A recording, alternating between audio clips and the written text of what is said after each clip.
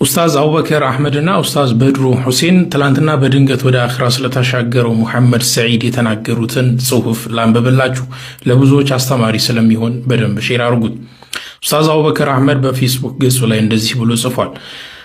ሙነሺር ሙሐመድ ሰዒድ ከልጅነት ኮትክተን ካሳደግናቸው ብቻ ሳይሆን ትልቅ ተስፋ ከጣልንባቸው ወጣት የደሴ ፍሬዎች መሃል አንዱ ነበር።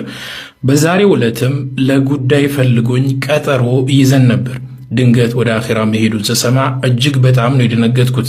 ሞት ማለት አጀል ማለት ይኸውም አይደል? እኔና እሱ ከያዝነው ቀጠሮ የአጀል ቀጠሮ ቀደመና ወንድማችን ልጃችን ወደማይቀረው ዓለም ተሻገረ። ኡስታዝ በድሩ ሁሴን ደግሞ በአባድር መስጂድ የወንድማችን ሙሐመድ ሰዒድ ሽኝት ላይ ይህንን ተናግሮ ነበር። ወንድማችን አብዱራሂም አህመድ እንዲህ ብሎ ጽፏል። 80 ሺህ ብር ነው ያለችኝ፣ ዑምራ ማድረግ እፈልጋለሁ። ከረመዳን በፊት ነው ይህንን የተናገረው ወንድማችን ሙሐመድ ሰዒድ። አላህ ይዘንለትና ወንድማችን ሙሐመድ ሰዒድ በዘንድሮው ረመዳን መጨረሻ ዑምራ መሄድን ከመጠን በላይ ፈለገ። ብዙ ወንድሞችንም ይህንኑ አማከረ። አረባክህ አንተ እኮ አቅም የለህም፣ ዋጋውም እኮ ውድ ነው፣ አንተ ደግሞ አቅም የለህም አሉት። በፍጹም አለ ሙሐመድ፣ ከረመዳን በኋላ ብትሄድ ይሻልሃል ብለው ሊያግባቡት ሞከሩ። አይሆንም፣ የረመዳን የመጨረሻዎቹን ቀናት ዑምራ ነኝ አለ ፈርጠም ብሎ። ምንድነው የመጨረሻ ያደረግከው እኮ ብለው ሲቀልዱበት ያው በሉት ብሎ መለሰላቸው። ቪዛ ፍለጋ ወጣ ወረደ። አልሐምዱሊላህ የአላህ ፍቃድ ሆኖ ህልሙ ተሳካ።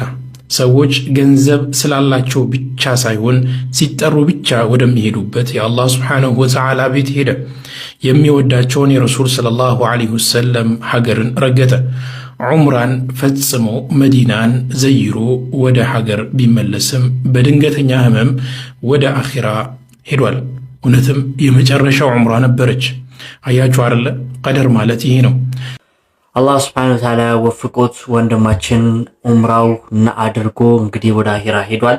ዑምራ ለማድረግ በጣም ትልቅ የሆነ ጥረት በአሁኑ ረመዳን እንግዲህ ሲያደርግ እንደነበረ ከመረጃዎችም እንደሰማችሁት እንግዲህ የመጨረሻው ጊዜ እንደቀረበ እንግዲህ ያወቀም ይመስል ነበረ።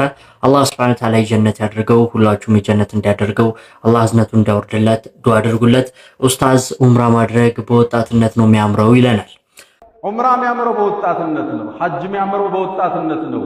ትዳር የሚያምረው በወጣትነት ነው። ዒባዳ የሚያምረው በወጣትነት ነው።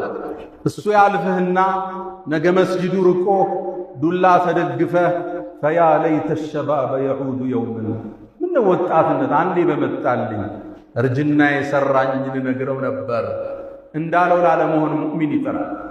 ጤንነት ጸጋ ነው። አሁን በቲክቶክ እየገደልን ያለነው ነፃ ጊዜ ጸጋ ነው። ነቢዩ ዓለይሂ ሰላቱ ወሰላም ከማ ዐንደ አልቡኻሪ ሚን ሐዲስ ኢብኒ ዓባስ የቁል ኒዕመታን ሁለት ለሰው ልጅ የተሰጡ ጸጋዎች አሉ። መግቡኑን ፊሂማ ከሲሩን ሚነ ናስ ብዙ ሰው ግን ማይጠቀምባቸው ቢከስርባቸው እነማን ይሆኑ? አስሐቱ ወልፈራግ አሉ ነቢዩ ዓለይሂ ሰላቱ ወሰላም። ጤንነትና ነፃ ጊዜ። ጤንነት ትልቅ ጸጋ፣ በሽታ